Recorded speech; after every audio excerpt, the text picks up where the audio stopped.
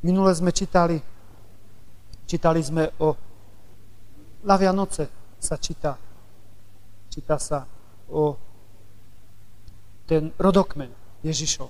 Však rodokmeň. Tak ako chlapec ma to vždycky tak, myslím, prečo to také čítame, tie mená, však to ani nevieme ani vysloviť, a sa zakoktajú tí farári, lebo teraz to neviem ani povedať poriadne. Teraz na Vianoce práve som tak viacej tak nad tým rozmýšľal a objavil som tam nádherné mená. Krásne mená. Rachaba, Tamara, Júda, Dávid. Títo experti sú v rodokmeni Ježišovom. Vieme, kto bol Rachaba. Keď izraelský národ, ak obklúčili Jericho, to bola prostitútka, prosím pekne, ktorá prijala tých dvoch izraelských vyzvedačov a skryla ich pod snopy ľanu. Ona riskovala vlastný život, vlastnú rodinu, skryla ich, lebo spoznala v nich posloh Boží. Hovorí, a potom vymyslíte na mňa. Aj váš Boh nech myslí potom na mňa, keď budete von, a tak hoď šarlatový povraz, až budeme vidieť, tak ten dom uchránime. A si predstavte si jednu vec, nádhernú a krásnu. Poviem vám to na povzbudenie. My by sme Ježišovi povedali, Ježišu, toto vyhod zo svojho rodokmenu. Ježiš nie. Rachaba, to je babka Ježišova. Tam je. Tamara, Júda, Jakub mal 12 synov. Najviac mal rád ktorého? Jozefa. Zavideli mu a tak títo bratia, viete, jak to bolo, predali ho a tak ďalej. Ja keby som robil rodokmeň Ježišovi, tak som nad tým uvažoval, Ježišu, ja by som ti dal Jozefa. To bol charakter. Putifarovej žene odolal s vodom, žiadostivosti odolal bohatstvu. Jozefa by som ti dal, toto budeš mať v rodokmeni. Vy ste sa ešte chválili, toho mám ja v rodokmeni. To je môj pradedko. Ježiš si vybral Júdu. Pozrime na Júdu, aký to bol galgan. Trošku vám ho tak približím. Júda bol 4. v poradí. Tých Jakubových synov. Júda mal takú jednu slabosť ženy. Keď ste videli film, videli ste Jozef? Tam je to krásne znázornené. On ako zašiel s tým svojím, neviem, kto to už bol, taký pomocníkom, ten režisér si to trošku prispôsobil, ale tá myšlienka tam je. Musím dať čo ísť vybaviť do mesta. Čo to on musel ísť vybaviť do mesta? Za ženami. A zbadal tam Tamaru. Tamara bola kto? To bola jeho nevesta.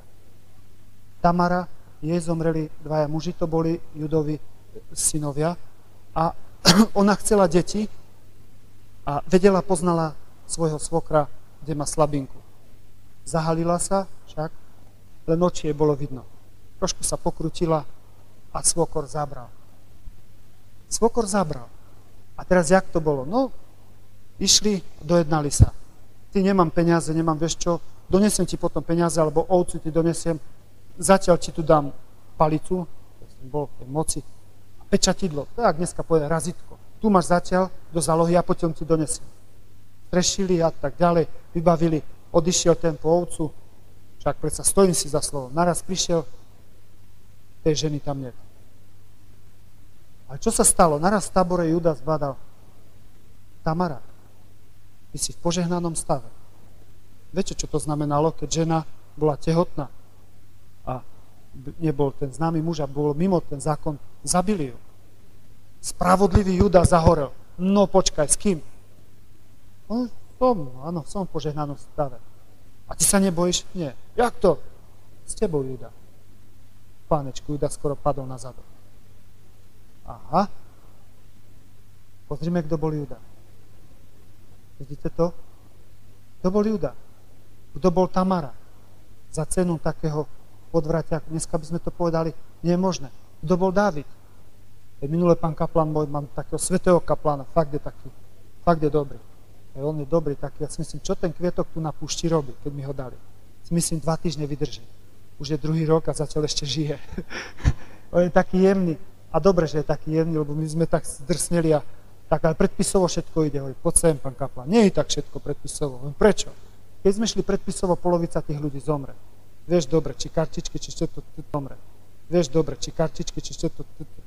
A hovorí, čo myslíš, Perko? Mu hovorím, osobášil by si ty Davida, či nie? Jakého Davida?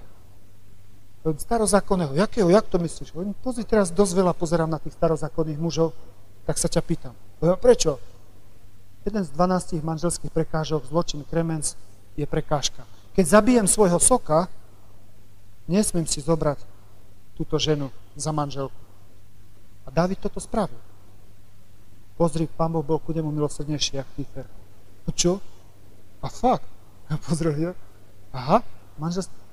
Myslíš, že ti Boh závidí tú ženu?